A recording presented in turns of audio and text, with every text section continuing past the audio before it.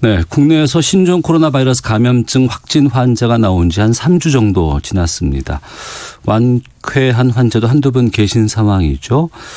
이 신종 바이러스와 관련해서 그동안 뭐 전문가라든가 역학 담당하시는 분들 연결해서 말씀을 좀 들어봤습니다. 오늘은 강양구 과학 전문 기자와 함께 이 신종 코로나 바이러스에 대한 많은 궁금증들 한번 풀어보는 시간 갖도록 하겠습니다.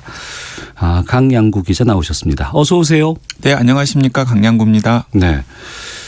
이 신종 코로나 바이러스와 관련해서 정말 많은 정보가 쏟아지고 있고. 네, 그렇습니다. 어느 쪽에서는 이렇더라, 또 저쪽에서는 아니다, 뭐 여러 가지 좀 말들이 많습니다. 네. 하나씩 좀 풀어볼까 하는데, 먼저 오늘부터 좀 관리 대상의 범위가 확대됐다는 뉴스가 있어요.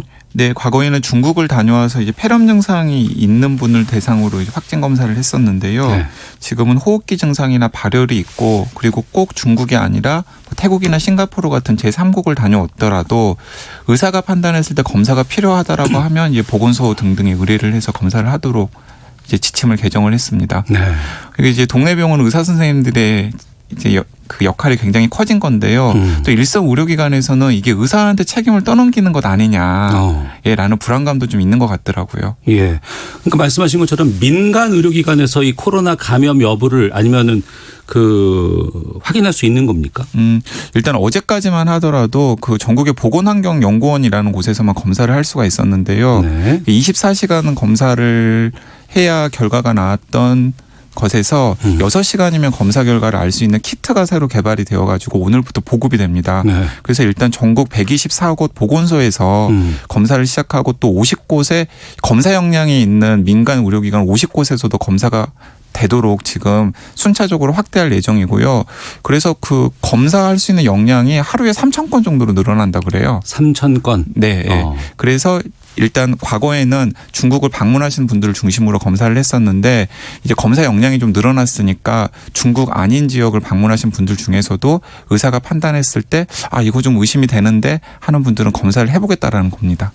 근데 그런 분들이 좀 많아지면 그 키트 같은 것들이 다 소화가 될까 궁금하기도 하거든요. 네, 일단 지금은 국내 기업 한 곳에서 공급을 하고 있는데 예. 제2, 제3, 제4의 기업이 승인 신청을 앞두고 있는 상태예요. 지금도? 네, 그래서 이제 키트가 좀 더 대량으로 생산이 되면은 일단 키트 물량 자체는 크게 문제는 안 될 것 같은데 이게 키트가 있다고 해서 아무 데서나 아무나 검사를 할 수 있는 건 아니거든요. 네. 그렇기 때문에 그 검사를 해야 하는 대상들이 폭주하게 되면은 이제 키트가 공급이 되더라도 또 밀릴 가능성은 있는 거죠.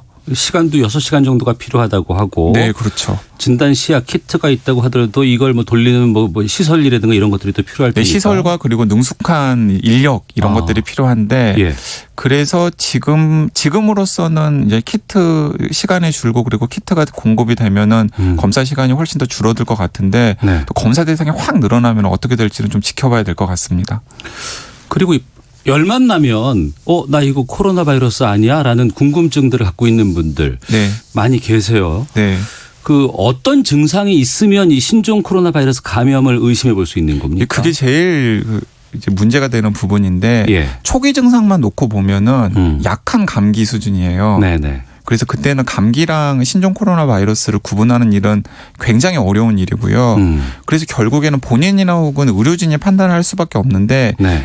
이제 제가 나름대로 좀 기준을 말씀을 드리겠습니다. 그래 주세요. 네. 예.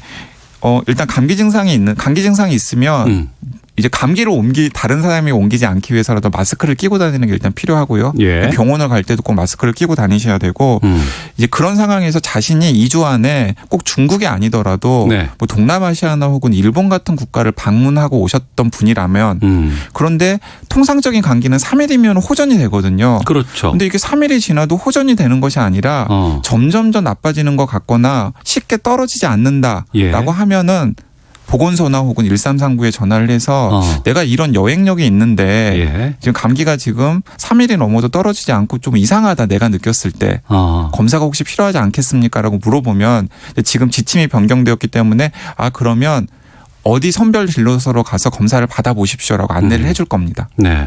그러니까 확인할 게 한 번은 여행력. 네, 여행력. 또 하나는 감기 증상이 3일이 지났음에도 호전되거나 좀 나아지는 기미가 없을 때. 네. 그럴 때는 의료기관에 한번 문의를 하는 게 바람직하다. 네.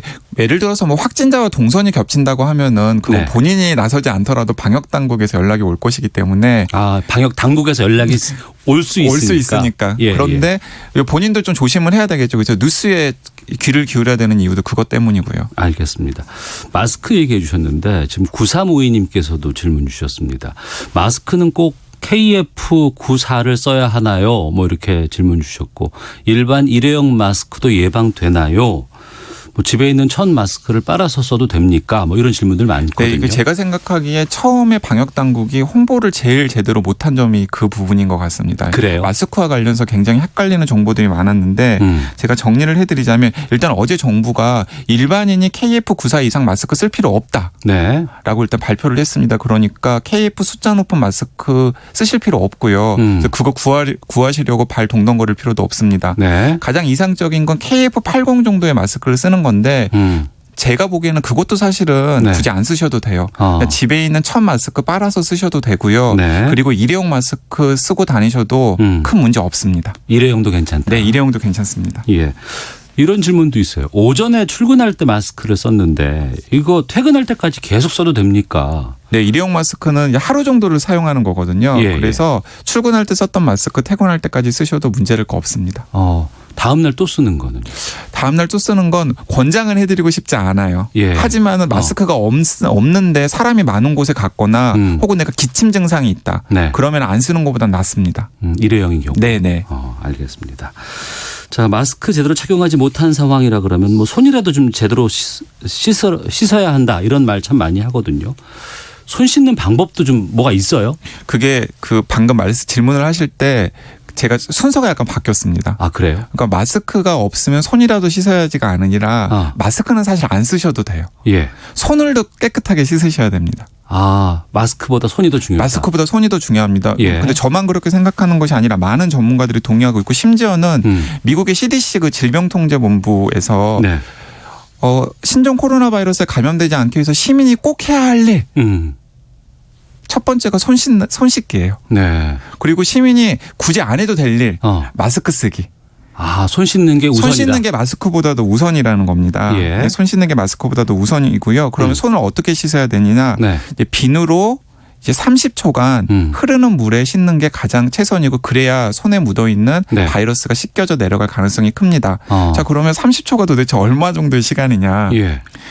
생일 축하 노래를 2번 정도 부르면 30초입니다. 그래요? 네. 생일 축하 노래 한 2번 정도 부르면. 네. 그러면 그게 그러니까 비누를 좀 많이 묻힌 다음에 흐르는 예. 물에 생일 축하 노래를 2번 정도 부르는 시간 동안 씻으면은 이제 손에 묻어 있는 바이러스는 완벽하게 제거가 된다는 거죠. KBS 출입구하고 엘리베이터 앞에는 손 세정제가 있어요. 네. 손 씻는 대신에 세정제 사용해도 상관없습니까?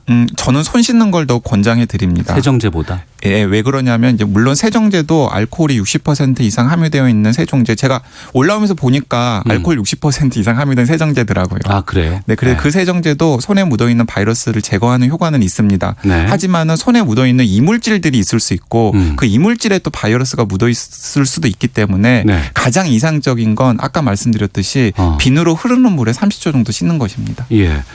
그리고 공기 중에 뿌리는 뭐 알코올 소독제 같은 게 요즘 또 불티나게 팔린다고 합니다. 네. 이건 어떻게 보세요? 사실 효과 없어요. 공기 중에 뿌리는 알코올 소독제는 큰 의미는 없고요. 예를 들어서 뭐 식당이라든지 아니면은 많은 사람들이 오고 가는 가게 같은 걸 하시는 분들이 굳이 찝찝하다면은 그 공기 중에 뿌리는 알코올 소독제를 물건에다가 뿌리신 다음에 닦아주는 게 훨씬 더 의미가 있습니다. 아, 닦아라. 네. 보통 콜록콜록 기침을 하면은 바이러스가 네. 이 물건 표면에 묻어 있을 가능성이 크지 공기 중에 떠다닐 가능성은 없거든요. 네. 알겠습니다. 그리고 마스크 구하기가 좀 쉽지 않아서 요즘에 키친타올? 네. 네. 이걸로 이제 마스크를 만들어 쓰시는 분들이 있다고 합니다. 네. 키친타일로 만든 일회용 마스크 효과 있고요. 아, 그래요? 안 쓰시는 것보다는 훨씬 효과 있고요. 그리고 이 알코올 성분과 물 성분을 2대1 정도로 섞어가지고 네.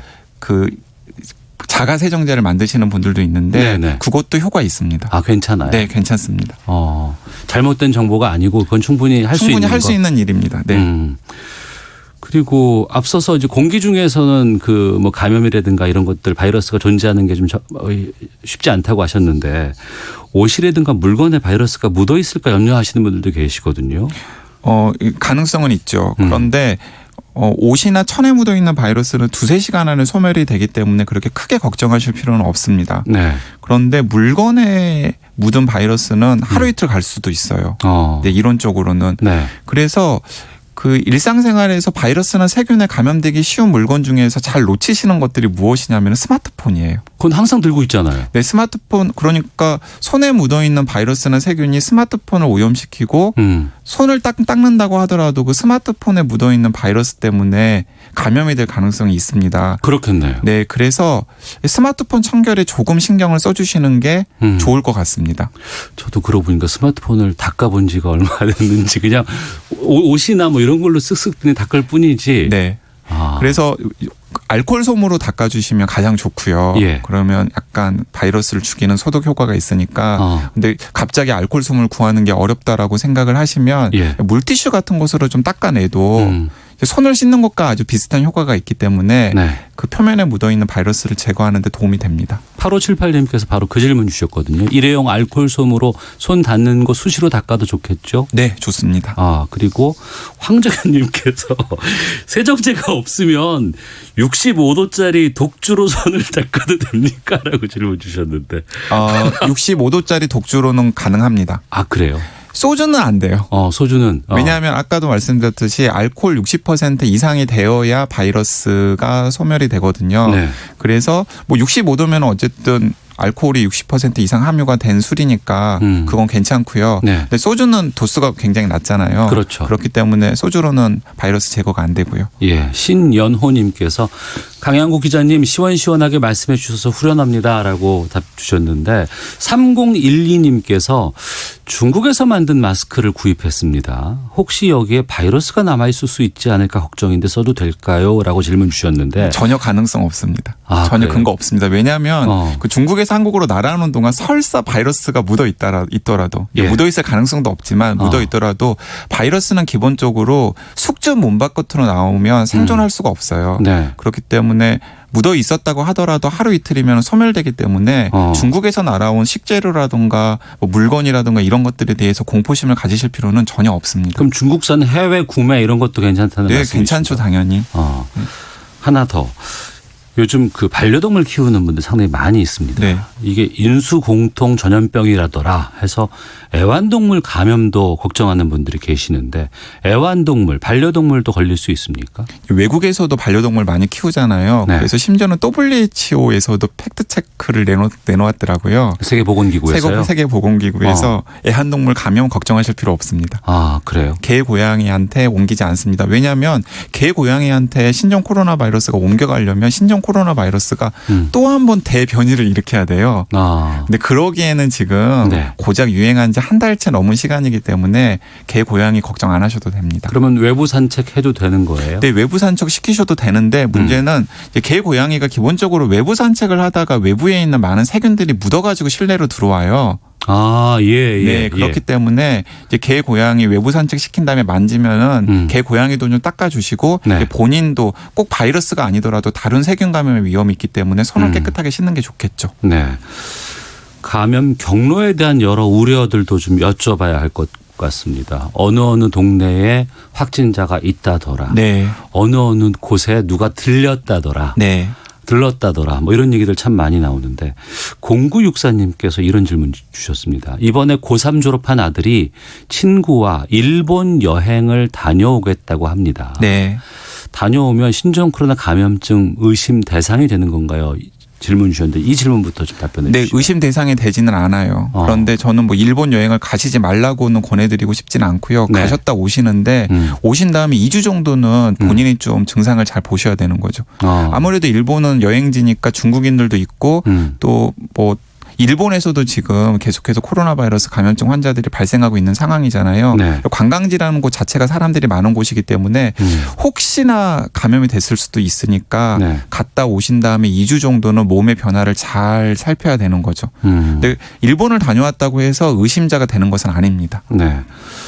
장성호님께서 저희가 이제 알코올로 이제 닦아주고 뭐 하는 거 좋다고 말씀드렸더니 알코올로는 바이러스가 죽지 않는다는 이야기를 들었습니다. 알코올은 세균만 죽일 수 있다고 하던데 아니, 사실인가요? 그렇지 않습니다. 왜 그렇게 오해를 하시냐면 바이러스 중에서 알코올에 죽는 바이러스가 있고 죽지 않는 바이러스가 있습니다. 아, 그래요? 그러니까 손세정제로 죽는 바이러스가 있고 죽지 않는 바이러스가 있는데 예를 들어서 신종 코로나 바이러스는 손세정제로 죽는 바이러스예요. 네. 그래서 알코올이 의미가 있다고 하는 건데 겨울철 식중독을 일으키는 노로바이러스는 예. 손세정제로도 죽지 않아요. 알코올로 죽지 않는 바이러스가 있습니다. 예. 그게 이제 대표적인 게 노로바이러스인데 그래서 식당에 가셨는데 자꾸 식당에서 일하시는 조리사 셰프님들이 물에다가 손 안 씻으시고 손세정제만 쓰시는 식당이라면은 네. 이 식당 좀 위생이 엉망이구나라고 생각하셔도 돼요. 노로바이러스는 알코올엔 안 죽습니다. 알코올에 손세정제로 제거가 쉽게 되지 않습니다. 그러니까 이제 바이러스가 알코올에 죽는 바이러스가 있고 안 죽는 바이러스가 있기 때문에 그런 오해가 생기는데 신종 코로나 바이러스는 죽는 바이러스이기 때문에 제가 이렇게 말씀을 드리는 것입니다. 네. 중국의 한 시장에서 신종 코로나 바이러스 감염자 옆에 한 15초 정도 머무른 적이 있는 사람이 확진 판정을 받았다고 들었습니다. 실제 짧은 시간에도 감염이 일어날 수 있습니까? 사실 굉장히 드문 일이긴 한데 만약에 그 옆에 서 계셨던 분이 굉장히 중증 환자여가지고 몸 밖으로 다량의 바이러스를 배출을 했다면은 네. 아예 가능하지 않은 일이라고 생각하지 않습니다. 그런데 일상생활에서는 굉장히 드문 일일 것 같고요. 한 두 가지 경우를 제가 두 가지 상황을 말씀을 드릴게요. 일단은 확진자와 자신이 잘 모르는 상태에서 마스크도 끼지 않고 대화를 한 1시간 이상 했어요. 네. 혹은 30분 이상. 그러면은 본인이 아주 밀접한 접촉자로 감염 가능성이 높아집니다. 네. 가족은 말할 것도 없고요. 그리고 이런 경우도 있습니다. 예를 들어서 확진자랑 아주 우연히도 같은 호텔에서 묵게 되었는데 네. 엘리베이터를 같이 탔어요. 근데 본인은 건강했기 때문에 본인은 마스크를 끼지 않았고 예. 그 확진자도 자신이 감염된지 모르고 마스크를 끼지 않은 상태에서 엘리베이터에서 자꾸 기침을 했습니다. 예. 그러면 엘리베이터에서 약간 조금 멀찍이 떨어져 있었다고 하더라도 그 엘리베이터에 폐쇄된 공간의 공기에는 확진자가 내뿜은 바이러스에 오염된 작은 물방울들이 떠다녔을 수도 있죠. 그랬겠죠. 그리고 그게 내 호흡기로 들어와서 내 점막을 통해서 나한테 감염됐을 가능성도 있습니다. 이제 그런 상황들이 지금 감염되기 가장 쉬운 상황인 거예요. 네. 근데 예를 들어서 좀 오픈된 공간이라던가 환기가 잘 되는 공간에서 3m 이상의 거리에서 혹시 같은 시간 같은 공간에 있었다고 하더라도 바이러스가 그 3m를 날아와서 하필이면 내 코에 박히는 경우는 없거든요. 과도한 불안감은 굳이 필요하진 않겠습니다만 네. 그럼에도 불구하고 과한 대응은 좀 의미가 있죠. 그래서 제가 이제 구체적으로 예를 들어서 말씀을 해드리는 것도 이제 본인이 그 동선에 포함되었다고 하더라도 이런 상황인지 이런 상황인지를 좀 판단을 하셔서 이제 본인의 증상을 관찰하실 필요가 있다라는 겁니다. 네. 요즘 그 자영업자들 참 힘들다고 말씀하십니다. 네. 게다가 최근에 확진 환자들이 다녀간 장소들 여기가 영업 중단하는 일이 계속 생기고 있는 것이 사실이고요. 이 조치에 대해서는 어떻게 그러니까 개인적으로 제일 좀 안타까운 일 중에 하나예요. 왜냐하면 아까 제가 2번 정도 반복했듯이 바이러스는 숙주 밖으로 인체 바깥으로 나오면은 이제 하루 이틀이면 소멸이 되거든요. 네. 그래서 이미 지금 동선으로 알려져 있는 곳들은 대부분 다 바이러스가 소멸된 상태일 가능성이 굉장히 크고요. 또 방역 당국이 들어가 가지고 소독도 엄청나게 깨끗이 하거든요. 네. 그래서 오히려 다른 곳보다 더 깔끔한 곳들이에요. 그래서 굳이 확진자가 다녀간 동선에 있던 카페나 혹은 가게라고 해서 방문을 하지 않으실 이유는 없을 것 같습니다. 알겠습니다. 안전합니다. 하나하나 86님께서 신혼여행 앞두고 있어요. 싱가포르 공항을 경유해야 하는데 다녀오면 14일간 무조건 자가격리해야 할까요? 네, 마스크 끼시고요. 싱가포르 공항에서는. 그리고 갔다 오시면은 자가격리까지는 필요 없습니다만은 본인의 증상을 한번. 싱가포르 경유해서 신혼여행 갔다가 다녀왔는데 이제 뭔가 통상적이지 않은 감기란 말이에요. 그럴 가능성은 아주 낮지만은 이제 그런 게 있을 수 있는지를 주의를 기울이시면 될 것 같습니다. 예. K7546 아이디 쓰시는 분께서도 이 질문 주셨는데 아이들 감염이 낮다고 하는데 이건 어떻게 되는 겁니까? 상당히 신빙성이 있는 정보입니다. 그래요? 예, 왜냐하면 지금 이제 관련 논문들도 나오고 있는데요. 신종 코로나 바이러스의 이제 중국의 임상 추이를 보니까 15세 미만 아동의 감염률이 굉장히 낮고 감염은 되긴 하지만 감염률 자체가 낮고 네. 감염에 걸렸다고 하더라도 중증으로 이어지지 않고 가볍게 앓고 지나가는 케이스가 굉장히 많은 거예요. 그런데 같은 코로나 바이러스 계열인 메르스 때도 그랬고 사스 때도 그랬습니다. 네. 메르스 때나 사스 때도 다 감염자도 낮고 사망자도 낮았어요. 그래서 코로나 바이러스 계열이 기본적으로 면역계가 아직 발달되지 않은 아동들에게 특별히 약한 이유가 있을 수도 있겠구나라고 과학자들이 조심스럽게 네. 짐작을 해보는 단계입니다. 아, 지금 연구가 진행되고 있겠네요. 연구가 진행되고 있죠. 그런데 상당히 저는 좋은 소식이라는 생각이 들어요.